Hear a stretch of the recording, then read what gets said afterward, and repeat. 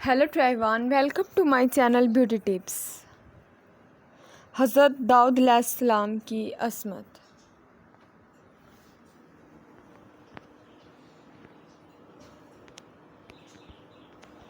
ظہور اسلام کے وقت جزیرہ العرب میں بت پرستی مشرکین کی غالب اکثریت تھی. ان کے علاوہ اہل کتاب یہود و نصاری بھی موجود تھے.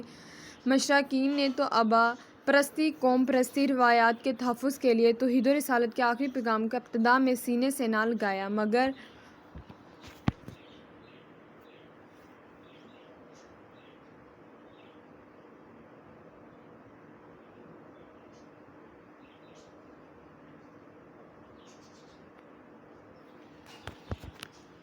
جوں جوں ان پر حق واضح ہوتا گیا، جہالت و گمراہی کی تاریکیوں سے نکل کر صداقت کے اجالوں میں داخل ہونے لگے.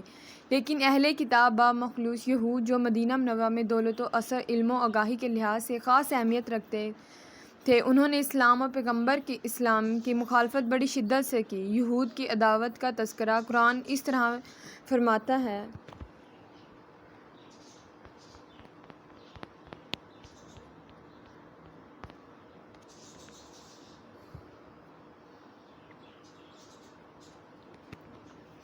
وہ اسلام کی اشاعت کے مقابلے کبھی کھل کر سامنے آئیں تو کبھی منافقت کی راہ اختیار کی، کبھی سادہ لوحہ مسلمان کے دلوں میں شکوہ و شعبت پیدا کیا تو کبھی مشرکین عرب سے مل کر اسلام مسلمانوں کو مٹانے کا منصوبہ باندھا. اسلام دشمنی کے ان تیاروں میں ان کی سازش و ذہنیت عہد رسالت سے آج تک اپنا رنگ دکھا رہی ہے.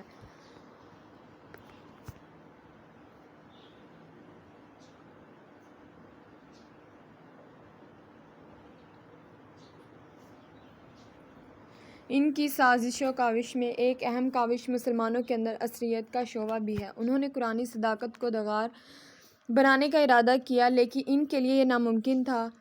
قرآن میں ترمیم و تحریف کی جسارت کی سیکھیں. البتہ انہوں نے ایک زبردست سازش کی کہ قرآن میں جن واقعات کو مختصر بیان کیا، ان کی تفصیلات میں جھوٹے قصے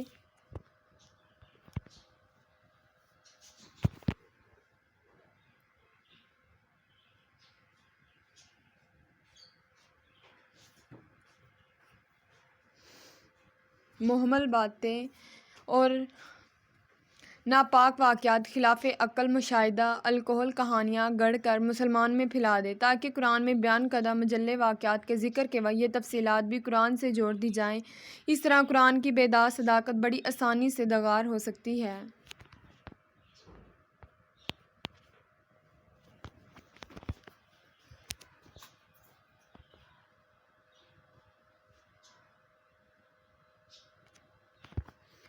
کچھ اہل کتاب یہود نے تو صادق دل سے اسلام قبول کیا اور کتاب و سنت کے پابند بن کر صلح اسلامی سوسائٹی کا مفید عنصر بن گئے. کچھ ایسے بدوطن یہودی تھے جنہوں نے بظاہر تو اسلام قبول کر لیا، ظاہری زندگی میں مسلمانوں ہی کی طرح بسر کرنے لگے، مگر ان کے دل اسلام دشمنی سے بھرے ہوئے تھے اور